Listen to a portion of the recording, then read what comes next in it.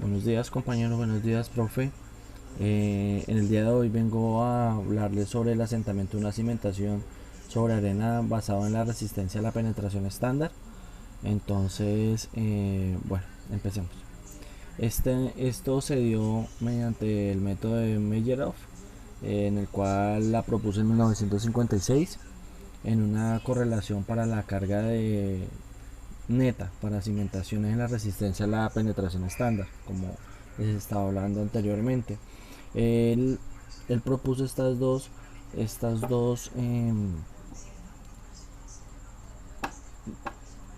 correlaciones, digámoslo así. eh, Propuso estas dos fórmulas en caso de carga vertical y en caso de carga inclinada, ¿sí? Entonces, para poderlas entender, debemos saber qué significa cada una de ellas, ¿sí? Entonces, tenemos que para cada una de ellas, entonces decimos que la Q y el DF es la profundidad X, ¿sí? La C es la cohesión, la G es el peso específico, la B es el ancho de la cimentación, el D o el B es el diámetro de la cimentación, el FCS, FQS y el FGS son los factores de forma, y así sucesivamente como nosotros podemos apreciar en cada una de ellas, ¿sí? Esto tiene, como le decíamos, esto tiene unos factores y asimismo tiene unas fórmulas para poderlas hallar. Entonces, aquí podemos apreciar los factores de capacidad de carga, que son cada una de ellas. Entonces, con estas podemos hallar cada una de ellas, ¿sí? Entonces tenemos los factores de profundidad, como los decía ahorita. Tenemos los factores de inclinación de carga, ¿sí? Y luego, después de esto, venimos con otro método, que es el método de Burland y Burdin, que en el cual este método lo propusieron en 1985, que es un método para calcular el asentamiento elástico de un suelo arenoso utilizando el número de penetración estándar y en el campo. Por esto debemos tener en cuenta que la variación del número de penetración estándar con la profundidad puede ajustarse y se le llama como N60, como podemos ver acá, N60, N60, o dependiendo de las condiciones del campo, N60A, ¿sí? Que no tiene que ser en donde N60 es el valor de N60 ajustado, ¿vale? Entonces, asimismo, determinamos esto por la profundidad de la influencia, ¿sí? Del esfuerzo. Al determinar la profundidad del esfuerzo, asimismo, se pueden originar en tres casos. Este método maneja tres casos en los cuales podemos decir que en el caso 1, aproximadamente la constante con la profundidad se calcula. Este método es donde nosotros vamos a manejar que en donde BR es el ancho de la referencia y el B es el ancho de la cimentación real, ¿sí?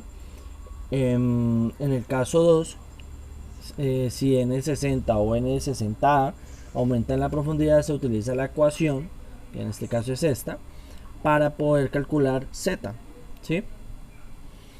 En el caso 3, si N60 o N60A disminuye la profundidad de 60, 2B o hasta el fondo del estrato del suelo, suave medida desde el fondo de la cimentación, lo que sea menor, y asimismo, ya teniendo estos tres y teniendo esta base, podemos calcular el asentamiento elástico de la cimentación.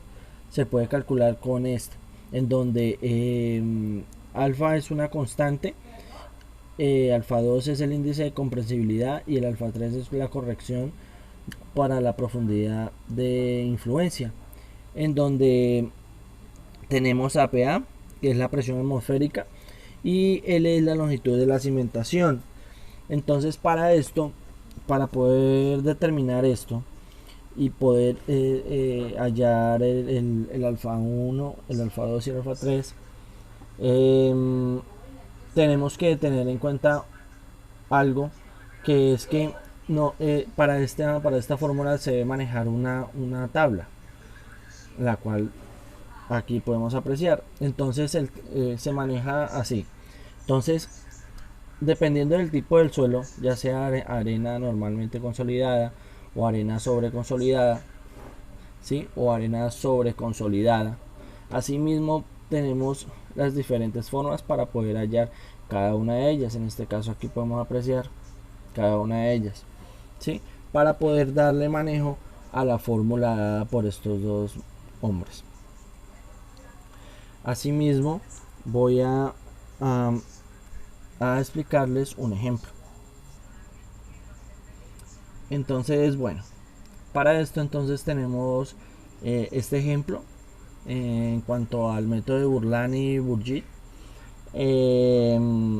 Decimos que una cimentación superficial que mide 1.75 por 1.75 se construirá sobre un estrato de arena. Se tiene DF, que es 1 metro. N60 generalmente está aumentando con la profundidad a N60, con la profundidad de la influencia del esfuerzo, que es de 10. Cuneta es igual a 120 kN y la arena está normalmente consolidada. Allí es donde empezamos de una vez a manejar la tabla del tipo de suelo, como anteriormente lo estaba mencionando. Estime el asentamiento elástico de la cimentación, utilice el método de Bourlin y Bourget. Entonces empezamos. Como inicialmente les explicaba, la base de esto es la primera fórmula que yo les estaba explicando, en donde nosotros ponemos de una vez a prueba y vamos reemplazando, y asimismo vamos haciendo la operación. Entonces decimos que 1.4 por 1.03, ¿sí? Que es hallar el Z1, y asimismo vamos reemplazando el B y el BR elevado al 0.75, el cual nos da 1.58. Ya teniendo esto, ya podemos acceder al tipo de suelo, ya como nos dice acá que es un suelo, una arena normalmente consolidada. Allí podemos de una vez diferenciar y hacer nuestras operaciones uno por uno. En este caso reemplazamos, tomamos la ecuación, ¿sí? Para una arena normalmente consolidada, y entonces llevamos a cabo las fórmulas que cada uno o cada una de estas conlleva. Ya resolviéndolo y teniendo así mismo, entonces reemplazamos en este caso. Entonces tomamos los resultados de cada uno y reemplazamos a sí mismo, que en este caso L, que es la longitud, vale 1.75, B lo mismo, y 0.25, que es la constante. Asimismo tomamos 1.75 y BR, que es 0.3 elevado a 0.7, en este caso que es Q, y PA 120 y 100. Recuerden que PA es la de la fórmula que vimos anteriormente, para un total de 0.0118 metros, que en este caso en milímetros da 11.8. Asimismo, entonces tomamos casi la ecuación de Meyer-Hof, y asimismo reemplazamos, tomando el ejercicio anterior, reemplazamos para poder dar como terminado el ejemplo. Pero no solamente ahí, porque yo tomé un ejemplo que la verdad me pareció muy bueno y lo busqué por internet, que entonces dice así: se tiene que construir una cimentación cuadrada como se muestra en la figura, ¿sí?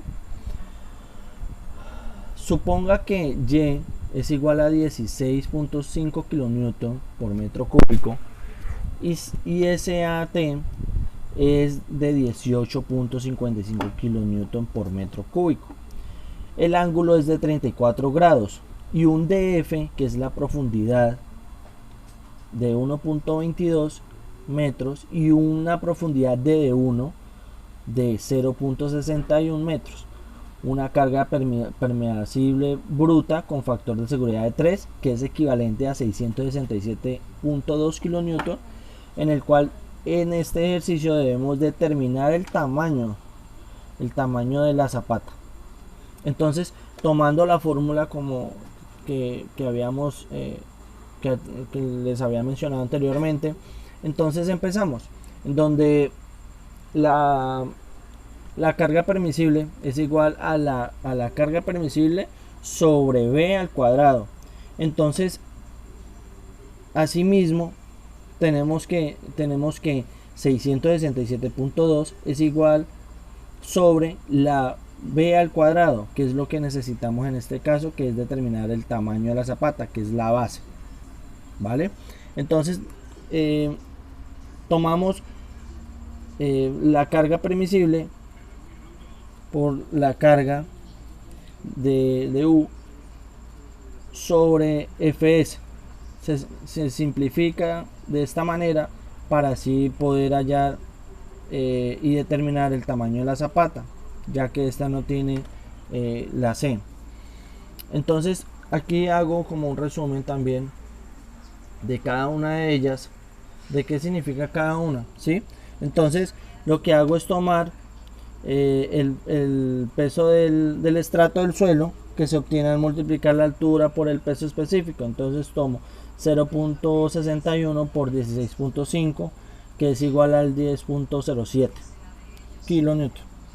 Entonces, asimismo, para el suelo saturado, sabiendo que df menos d1 por el peso específico saturado menos el peso específico del agua da 1.33, que aquí podemos hice la fórmula, podemos apreciar.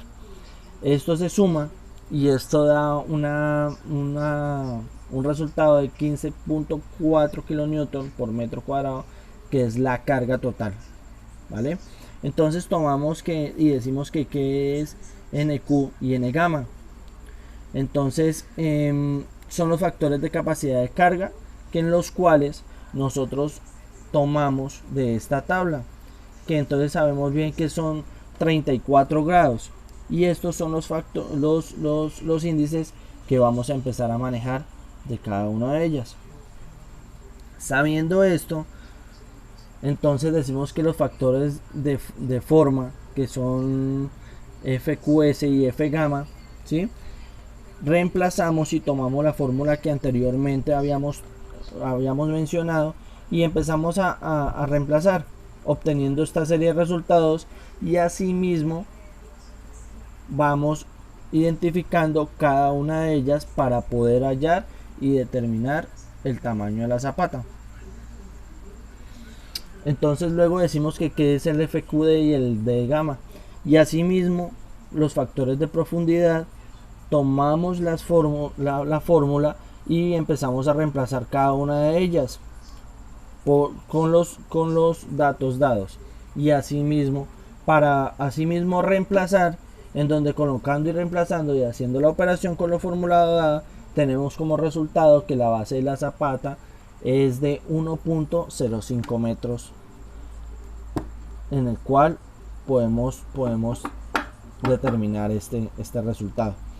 Entonces, profe, muchas gracias compañeros. Esta fue mi exposición. Muchísimas gracias de nuevo y que pasen un buen día.